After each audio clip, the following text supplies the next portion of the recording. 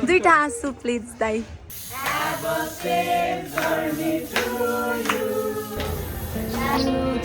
सबैजनालाई हामी चाहिँ अब जाँदैछौँ हाम्रो रोजन दाईको फेयरवेलमा। दाई चाहिँ जुलाई 1मा उहाँको फ्लाइट छ जापानको लागि र त्यसको लागि हामी छोटो आज मिठो भेटघाट गर्ने लागिरहेका छौँ।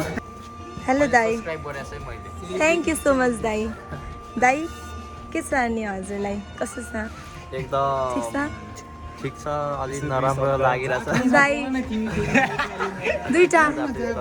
दुईटा आँसु प्लिज दाई। कस्तो भन्नु, अब खुसी दुईटा आँखामा एउटा आँसु। प्रकारले खुसी पनि दुखी पनि लागिरहेछ। अनि आज चाहिँ दाईको युथ सङ्गतिमा जापान जानुभन्दा अगाडि लास्ट युथ सङ्गति, अनि यसरी दाईहरूसँग भेला हुने चाहिँ आज दाईले धेरै मिस गर्नुहुन्छ होला है। अब हो दाई?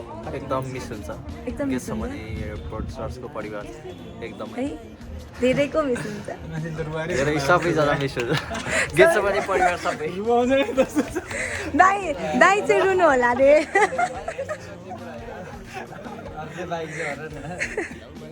यस्तो नि त दाई, अब तपाईँलाई मैले भेट्ने भनेको आज मात्रै हो नि, त्यही भएर तपाईँलाई शनिबार म भेट्दिनँ नि दाई, म भेट्दिनँ नि, त्यही भने रुइदिनु न त्यही कुराले।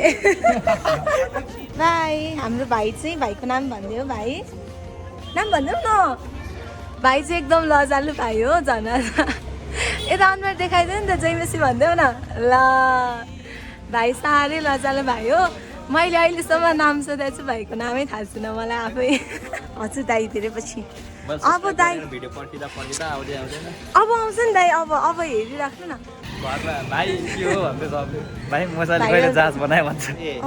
मोसाले जहाज बनाएको भन्ने दाइ है हाम्रो।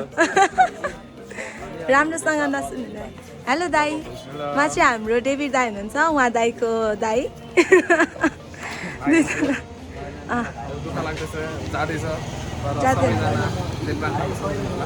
प्रार्थनामा सम्झुन् होला।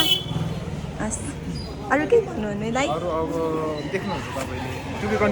अनि यहाँ चाहिँ हाम्रो दिदीहरू एकदम व्यस्त हुनुहुन्छ सल्लाह गर्दै। हेलो, उहाँ चाहिँ हुनुहुन्छ हाम्रो माइमा दिदी। ए अनि उहाँ चाहिँ हुनुहुन्छ हाम्रो स्टेसनरीको दिदी, जेम्सी दिदी। दाईहरू चाहिँ यहाँ अगाडि हिँडेर हामी चिया टेबलमा पुग्यौँ। अनि त्यसपछि अब सिट खोजौँ दाई। दाईले जहाँ लानुहुन्छ त्यहीँ जाने ल। बाई। हो दाई आउनुभयो। जाउँ दाई। चाहिँ अब यो चिया टेबलमा नभएर हामी अन्त जाँदैछौँ। म चाहिँ देवी दाईसँग जाँदैछु। ओके, हामी यहाँ आइपुग्यौँ।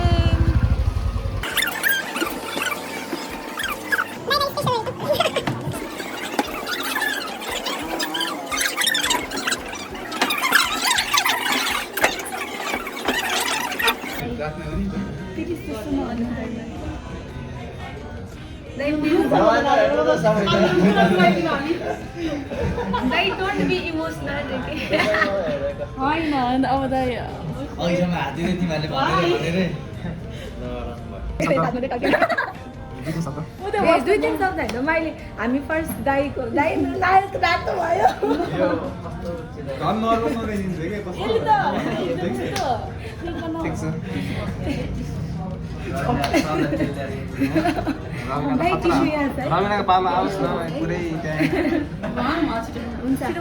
हामी अब दाईकोबाट फर्स्ट सुन्नेछौँ होइन, अनि त्यसपछि हामी सुन्नेछौँ दाईले अब कसरी जापान जान इन्सपायर हुनुभयो होइन, अनि कसरी चाहिँ प्रोसेस स्टार्ट गर्नुभयो, तपाईँको प्रोसेस गर्नेको जर्नी, अनि त्यसपछि यो आएको सबै कुरा अब यस्तो सुनौँ न होइन। हामी सुरुमा चाहिँ म गेटसम्म एयरपोर्ट सर्समा कसरी जोडिएको थियो भन्छु।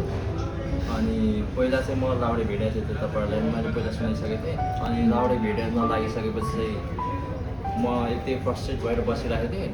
अनि त्यति बेला चाहिँ यहाँको एकदम भाइले चाहिँ मलाई यहाँ चर्च जानुपर्छ भनेर भनिरहेको थियो कि। अनि चर्च जाँदाखेरि चाहिँ गेटसम्म एयरपोर्ट चर्च आउँथ्यो पनि। अनि त्यति बेला त्यसपछि म पहिला पनि भन्न त भनिरहेको थियो हामी ट्रेनिङ गर्दाखेरि। अनि त्यसपछि चाहिँ फेल भइसकेपछि म आउन थालेँ। अनि आउन थालेपछि गेटसम्म एयरपोर्ट चर्चको फ्यामिली देखेर यहाँको विश्वास देखेर चाहिँ मलाई पनि विश्वासमा अघि बढ्न चाहिँ उहाँमा अघि बढ्न चाहिँ एकदमै धेरै हेल्प भयो कि त्योभन्दा पहिला म जन्म हुँदादेखि नै क्रिस्चियन हो तर मान्छे जन्मदैदेखि क्रिस्चियन हुँदैन रहेछ जब उसले मनदेखि लिन्छ त्यसपछि मात्र क्रिस्चियन हुँदो रहेछ जसरी मनबाट विश्वास गर्न थालेर त्यही अनुसार वचनअनुसार जिएपछि मात्र क्रिस्चियन हुँदो रहेछ भनेर चाहिँ मैले आएपछि मात्र त्यो विश्वास र अनुभव गरेँ अनि त्यसपछि म बिस्तारै अगाडि बढ्न थालेँ त्यसपछि लगभग 2 वर्ष योभन्दा अगाडि 2 वर्ष म जोइन भएको चाहिँ लगभग 3.5 वर्ष जति भयो होला तर म कन्टिन्यू आउन थालेको चाहिँ 2 वर्ष जति भयो अनि त्यहाँदेखि मलाई याद छैन कि मैले सङ्गति छुट्याएको चाहिँ मलाई याद छैन त्यसपछि अनि जवान सङ्गति चाहिँ यो अस्तिको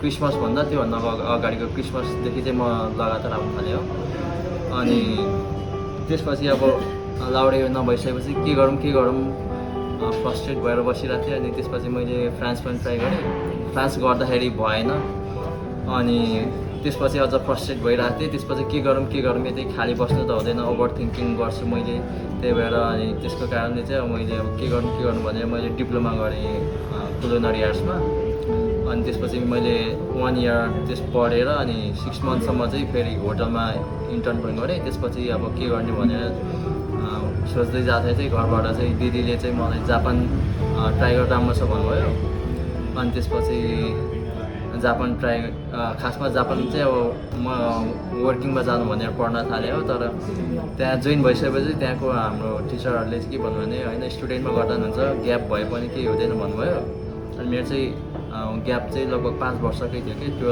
सकेपछि त्यो लाउडे नलागेर यताउता गर्दाखेरि के गर्दा धेरै ग्याप भइसकेको थियो अनि यदि 5 वर्षको ग्याप लिन्छ भने ट्राई गरिदिउँ न त के थाहा अब यसैमा हुन्छ भनेर चाहिँ मैले अब स्टुडेन्टमा गर्न थालेँ हो अनि स्टुडेन्टमा गर्दाखेरि अब वर्किङको लागि पढिरहेको थिएँ तर स्टुडेन्टमै भयो त्यसरी नै त्यही 3 जेलसम्म चाहिँ अब अरू मेरो खासै कामहरू के थिएन मैले ट्रेनिङहरू गराउँथेँ लाउडे भिड्ने ब्यान्डलाई ट्रेनिङ गराउने अनि यहाँ सङ्गति आउने त्यति मात्र थियो अनि त्यसरी नै अब हेर्दै अब जाने पनि बेला भइसकेछ अनि यो चाहिँ अब मलाई खासमा अझै गेटसम्म एयरपोर्टमा चाहिँ अलिक बस्नु चाहिँ मन थियो गुरुबाहरूले पनि अब मलाई अगाडि त्यही गएको लागि फोन गरेर बुझिरहनु भएको थियो मैले त्यसरी बाहिर प्रेस गरिरहेको छु अब मेरो हुन लागेको छ भनेर मैले उहाँहरू भनेर चाहिँ उहाँहरूले पनि अब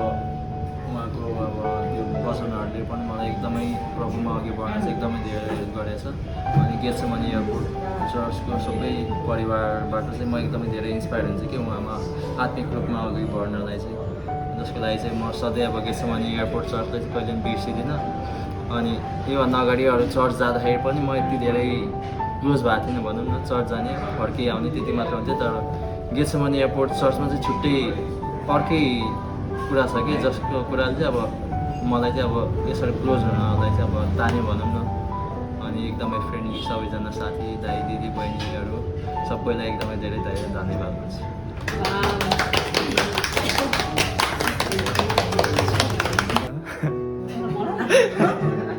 सलम दाले चाहिँ उहाँलाई नै जिम्मा लाउनु भएको थियो क्यारे होइन नयाँ भयो भनेर उसलाई चाहिँ लगा भनेर अनि गिफ्ट खासमा चाहिँ हामी चाहिँ क्रिसमस इभमा है क्रिसमस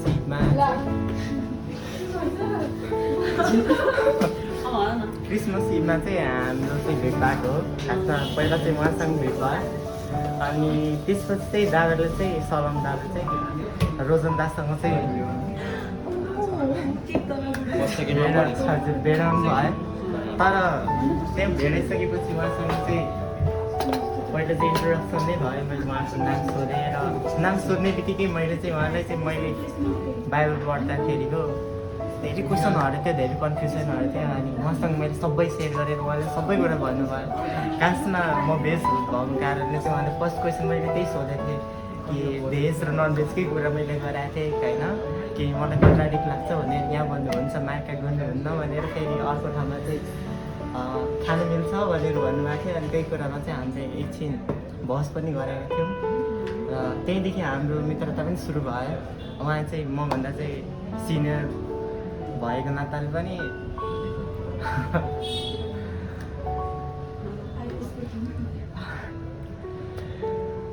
दादा जस्तो भए पनि एउटा साथी जस्तो मैले पाएँ कि आफूभन्दा सिनियर भए पनि एउटा जुन एउटा बोन्ड बनेर गयो त्यहाँदेखि अनि त्यहाँदेखि हरेक वेडनेसडे हामी युथ फेलोसिपमा अनि स्याटरडे हामी भेट्न थाल्यौँ। म चाहिँ सुरुमा मर्निङको सर्भिसमा आउँथेँ तर उहाँले सोधिसकेपछि उहाँ चाहिँ डेको सर्भिसमा आउनु रहेछ अनि म पनि अर्को स्याटरडेदेखि चाहिँ म पनि डेमै आउनु थालेँ अनि उहाँलाई चिनिसकेपछि अनि उहाँले सबैसँग भेटाउनु पर्यो गोएको ग्रुपहरू यता चर्चमा पनि सबैसँग भेटाउनु भयो अनि जे होस् आइ एम ग्रेटफुल टु हिम भनेर उहाँले गर्दा नै मैले यो फ्यामिलीभित्र भनौँ न एउटा कनेक्सन पाएको हो। अनि धेरै कुराहरू भन्नलाई अहिले पालो दिनुपर्छ कि त्यही भएर धेरै हामीसँग ऊ र म चाहिँ धेरै त्यसरी क्लोज भएको चाहिँ धेरै समय भएको थिएन। जस्ट हामी थोरै समयमा त्यस्तो धेरै क्लोज भइसक्यौँ। समय चाहिँ धेरै त्यस्तो लामो हामीले अझै स्पेन्ड गर्न पाउँथ्यौँ भन्ने एक्सपेक्टेसन चाहिँ थियो तर परमेश्वरको इच्छा र योजना जे जस्तो हुन्छ परमेश्वरले पुरा गर्नुहुन्छ। हामी उसको फ्युचरको प्रति र उसको करियरप्रति हामी एकदमै परमेश्वरप्रति एकदमै धन्यवादी छौँ। परमेश्वरले यो अपर्च्युनिटी दिनुभएको छ अनि म एकदमै राम्रोसँगले उसलाई त्यहाँनिर बसेको समयमा परमेश्वरसँग अझै घनिष्ठ भएर बसेको अनि त्यसपछि परमेश्वरसँग टाइम स्पेन्ड गरेको र परमेश्वरसँग अझै क्लोजनेस भएर परमेश्वरकै सेवाकाई गरेको चाहिँ म को लागि प्रार्थना पनि गरिदिन्छु। काम गरिरहेको हुन्छ त्यसको लागि सुरक्षा सहायता परमेश्वरले अझै दिनुभएको होस् भनेर म प्रार्थना चाहन्छु। Thank you. रोजनसँग चाहिँ मेरो भेट भनेको अब जवानसँग पनि भएको त्यहीँबाट चिर परिचित हुँदै गयो बिस्तारै अलिकति धेरै त क्लोज होइन अलिकति नजिक हुँदै गयो होइन। अनि रोजनको बारेमा अनि यसो सोच्दै विचार गर्दै ऊ चाहिँ कहिले त्यसलाई अब भेटेको यताउति गरेर अलिकति रोजनको बारेमा मलाई चिन्दै गएपछि चाहिँ अनि अलिकति क्लोज भयो त्यति भयौँ होइन। अनि रोजन चाहिँ प्रायः सङ्गति चाहिँ कहिले छुटाउँदैन होइन। अनि त्यही सङ्गति नछुटेर म नि प्रायः सङ्गतिमा डेली आइरहेको हुन्छु। त्यसबाट यति साह्रो बोलचाल नभयो भने एकअर्काप्रति चाहिँ राम्रै भेटघाट चिनजान छ भनौँ न। अनि रोजनलाई चाहिँ अब मेरो सजेसन के छ भन्दाखेरि अब अहिले जसरी यहाँ नेपालमा जसरी सङ्गति आइरहन्छ अब उता पनि सङ्गतिहरू खोजेर जानु अब कति मानिस चाहिँ उता गएर चाहिँ अब सङ्गतिविहीन भएपछि चाहिँ अलिक अर्कै हुँदो रहेछ कि। अनि प्रोबाट टाढिएपछि चाहिँ अहिले जस्तो भए पनि पछि त्यस्तो हुँदैन रहेछ क्या। अनि हाम्रो त्यो हृदयमा हाम्रो त्यो मनमा चाहिँ धेरै योजनाहरू हुन्छ तर हिजो उपदेश अनुसार चाहिँ वचनमा चाहिँ के भन्दा चाहिँ हरेक योजनामा चाहिँ परमेश्वरकै योजना हुन्छ होइन। हाम्रो हृदयमा जति योजना भयो भने उहाँकै योजना चाहिँ सधैँ सफल रहन्छ नि त त्यही भन्न चाहन्छु। अनि सधैँभरि अब सम्झना छ त्यही भन्दै म मेरो शब्द हेर्छु। धन्यवाद। अल अफ सडन मिडलमा आयो नि त होइन यसमा माहौल अर्कै भएर चाहिँ म बाहिर थिएँ एकैचोटि जस अल अफ सडन आउँदाखेरि जस एकदमै भाइ बहिनीहरू एकदम राम्रो लाग्यो। सबैजना एक्टिभ आफ्नो आफ्नो फिल्डमा एकदमै एक्टिभ अनि भाइ बहिनी चाहिँ म्युजिकमा पनि एक्टिभ अनि यताउति जस फिजिकल फिटनेस यताउति सबैजना मलाई लागिरहेको थियो लाउरीमा चाहिँ हिँडेको छ भने किनकि अब राई मतवादीहरूको त्यो ब्याकग्राउन्ड त्यही हुन्छ होइन। लाउरी मेरो पनि पहिला अब प्लानिङ थियो र अब भाइले देख्दाखेरि चाहिँ एउटा सबैको युथहरूमा पनि उयो भन्छु इनर्जी भाइमा जस्तो एउटा इनर्जी चाहिँ अब युथहरू भयो भने एकदमै त्यो सर्ट टर्ममै उयो हुन सकिन्छ। अझै हामी अर्काप्रति ग्रो अथवा माहौल हुन सक्छ। ठ्याक्क यहाँ आउँदैन त यहाँबाट निस्किँदैन कि पुऱ्याइहाल्नु न। दाई चाहिँ एकदम एक्टिभ हुनुहुन्छ क्या। दाई यस्तो गरौँ न ल दाई एउटा भिडियो बनाउँ न भन्दाखेरि ल दाई ल यस्तो गरौँ ल गरौँ भन्नुहुन्छ। अनि आज अनि त्यसपछि हो मैले के भने भनेर नि आउनुहुन्छ होइन। अनि त्यो कुरा पनि दाईको एकदम राम्रो छ। अनि त्यसपछि दाईले अझ आइडिया पनि दिनुहुन्छ नि त कति कुरा यस्तो गरौँ उस्तो गरौँ भनेर। अनि त्यो पनि एकदम राम्रो लाग्छ दाईको। अनि दाईको चाहिँ अब धेरै त्यही मिस हुन्छ अब साइला दाई धेरै मिस हुने भयो दाई। साइला दाईको पार्ट 2 नबनाउँदैखेरि अब दाई जापानमा जानुभयो। एकसमालीको साइला दाई चाहिँ साइला दाई। अनि त्यसपछि दाई अब जापान जानुभए तापनि हामी फेरि भेट्नेछौँ होइन। अनि दाईलाई एकदम हामी प्रार्थनामा सम्झिराख्नेछौँ हरेक कुरामा हामी खुसी पनि छौँ अनि छुट्नु पर्दाखेरि दुःखी पनि छौँ है हामी खुसी हुनुपर्छ नि।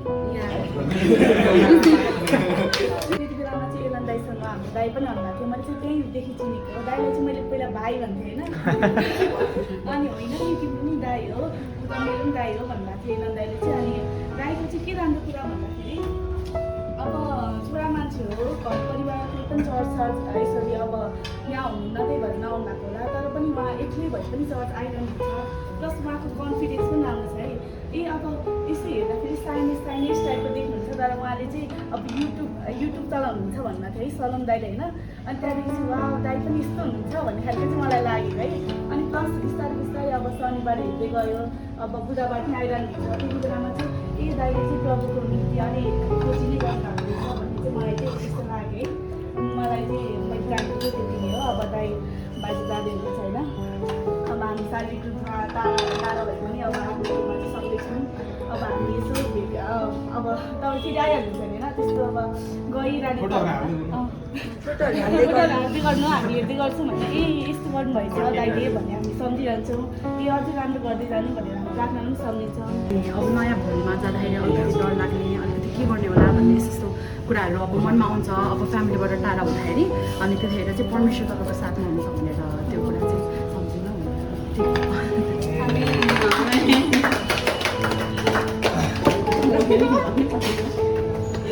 कति दाइमा आशीर्वाद आयो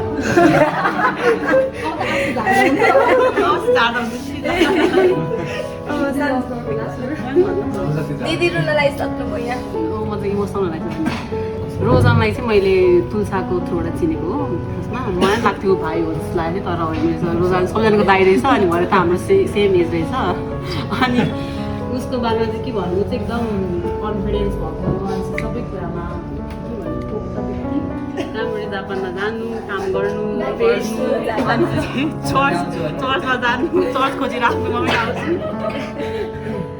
अनि त्यति हो लास्टमा अलिक गाह्रो लाग्छ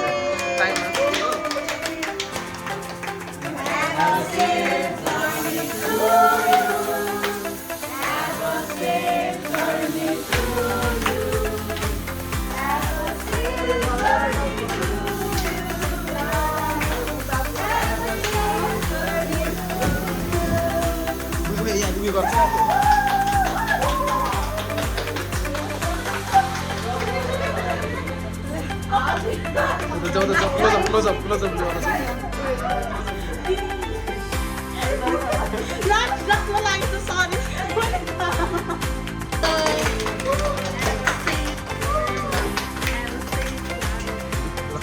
Sorry.